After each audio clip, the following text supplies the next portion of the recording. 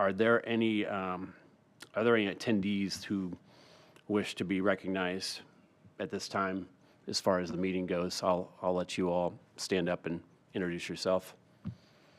And if none, that's okay. Next item on the agenda is the election of officers, and we've decided that we're going to make a quick change here, and I'd like to nominate Bob Kuzman as president of the EDC. So I make a motion to nominate Bob as president, and would, I guess, ask for a second. Second. All in favor, say aye. Aye. I'd like to also make a motion to nominate Mark Plasman for the secretary position. Make that motion. Is there a second? Second. All in favor? Aye. All right, so we got that taken care of. Congratulations to the both of us. Yes. I don't think there's any old business, so I'll push past that unless someone wants to say something. I don't think there's too much new business other than the item at hand regarding the Holiday Farms EDA, the resolution 2025-01. This public hearing and consideration for the resolution approving the EDC financing and the substantially final form of the related bond documents. I know there was a lot of back and forth between the commissioners earlier this week, and I think a lot of questions were asked. And I don't know if I have any other questions. I'll ask my fellow commissioners if you all have any at this time. I appreciate the information that you got for us, Zach, ahead of the meeting. I think we'll see what's presented and we can roll with any further questions. Okay. I'll give the floor to. Sure. Thank you, Mr. President and members of the commission. I'm Jeremy Ullum with Barnes & Thornburg. We represent Hinkey Development Group in this transaction. I have with me today Doug Fleener and Brad Hinkey, as well as my colleague Max Adams. I think you all have done this a number of times with regards to these economic development revenue bonds. So this is, the EDC's responsibility to hold a public hearing, take in some information, and then send this along to the council. The council did introduce the ordinance for this bond issue on St. Patrick's Day. At that meeting, it was introduced and received a unanimous vote. We were at the Redevelopment Commission yesterday for the approval of the related project agreement. That received a unanimous vote, and we'll be headed back to those two groups third week of April, I believe, for final approval. So we're happy to answer questions. I'll give you a little bit of background about the project, maybe then open public hearing, close that, and move on, whatever your pleasure is. But this relates to really a current commercial phase associated with Holiday Farms. I'm sure you guys are familiar with Holiday Farms and the larger development. This is really that commercial phase that you see outlined in the documents, 18 outlots, some future townhomes, and relates to the funding of the infrastructure primarily for that. The bond has been sized to cover the infrastructure for that commercial piece. Some of that infrastructure may be shared, may serve other purposes, but it's really sized up for that commercial piece. It'll be payable from the future tax increment in that area. That area was established back in 2019 when the development was undertaken, with the understanding that as it grew, the tax increment, a portion of it would be available to fund future infrastructure, and so that's what we're doing now. The Redevelopment Commission will be asked in April to pledge 80% of that tax increment to this bond issue to cover the cost of the infrastructure, and nothing really out of the norm, nothing additional or new that hasn't I think, been contemplated from the beginning. We're just now getting to that stage to take this through. So we're happy to answer any questions you might have about the project. We did publish the notice of public hearing, so you can hold that. And we did supply, I think, estimates of employment and payroll and the like that are necessary in your report and findings. So if you have any questions, we'd be happy to answer them. Otherwise, we can move on to the public hearing and consider the resolution. I have no questions. You good? Can I ask a Yeah, question? sure. Yeah, go ahead.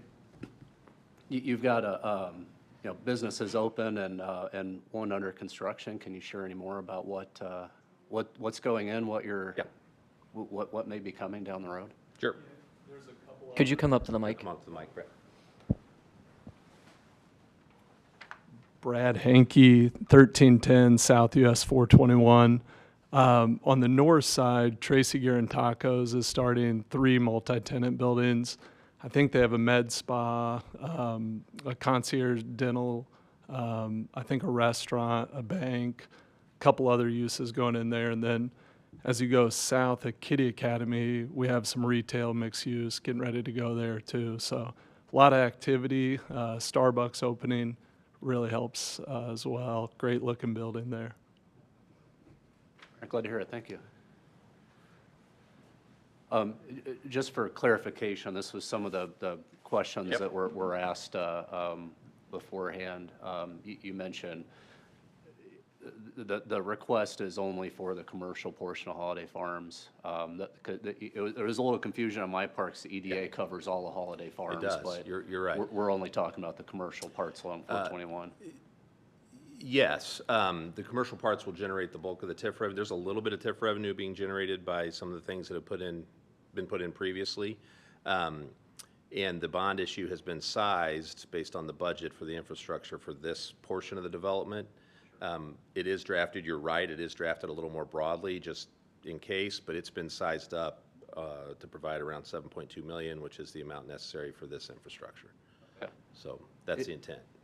A lot of the infrastructure has been built already. Correct. Or is there more to be built? I don't know if there's infrastructure yet to be built. You're right, a lot of it has been constructed, so a lot of this will be reimbursement. Yeah, your drawing showed a path. I think that was a part of the plan. You had another entrance off 421. I asked because it seems like usually you build after you get the approvals. I can address that, but yeah, let's go ahead. Yeah. There is a trail on the south side, part of the community pathway and public trail there that we would bring up from the south. If you come into Holiday Farms currently where the bridge is there, we've stubbed it to the north. So that'll eventually come up through the woods and tie in to the community as well. And then each of the users that go into on their western boundary or their eastern fronting the Marketplace Drive, that becomes a pathway through there as well. So if you go by like Kitty Academy or Starbucks, you'll notice they're like 17-foot wide walkways with street trees. That's part of the pathway as well. That'll get built. The entrance at the far south end, is that getting addressed also? We're working on that right now. Okay. Anything else coming that you can share? Throughout the Marketplace. Yeah. Yeah. Well, not just the commercial, the infrastructure components. Infrastructure-wise. Oh, yeah. At the north side there, where Tracy just started her buildings, some entryway improvements, some signage. And then the south side, we'll try and mimic that as well. So it has a really cohesive feel coming into the community. Thank you. Yeah. And I'll address your reimbursement question real quick. I think each project's a little different in terms of the timing and when this process is necessary. You know, some projects, you're right, it's up front and the developer needs to go out and sell those bonds to raise the money to fund the infrastructure. When one can afford to do so, it's more advantageous to wait a little bit until there's actually some commercial development that'll be generating property tax increment. And so that's a luxury we have here, which I think benefits all of us, because then you're not issuing early on and having to fund all that interest during the period until you get things built and get the tax increment rolling. So it's just a matter of timing from project to project. You might see it differently with other developers and other projects depending on the circumstances. Yep. I just have one quick question. The TIFT area is just the commercial. The residential is not TIFT, is it? There's no residential TIF, but there are some other components of the larger area that do generate TIF. I think maybe the clubhouse House, generates probably some any TIF, et cetera. multifamily or anything like that? Correct, but yeah, this is Yeah. not a residential Yeah. TIF area, not intended to be one. Yeah. Thank you.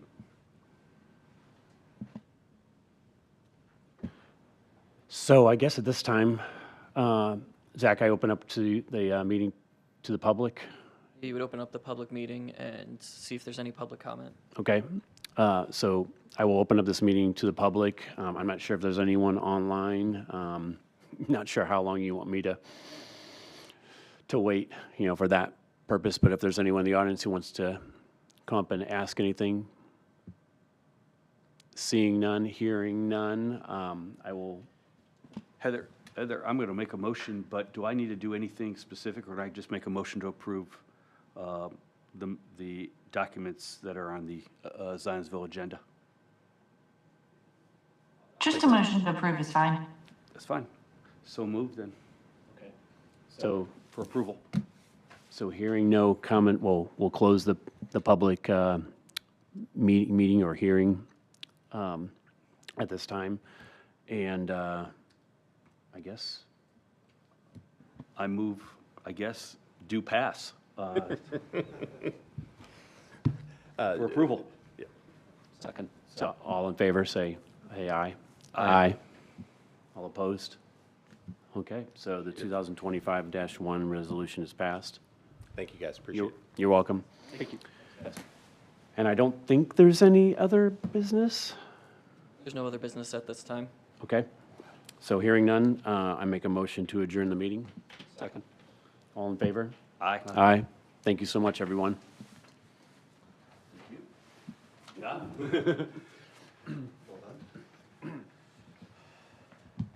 I think we've got to sign a few things here.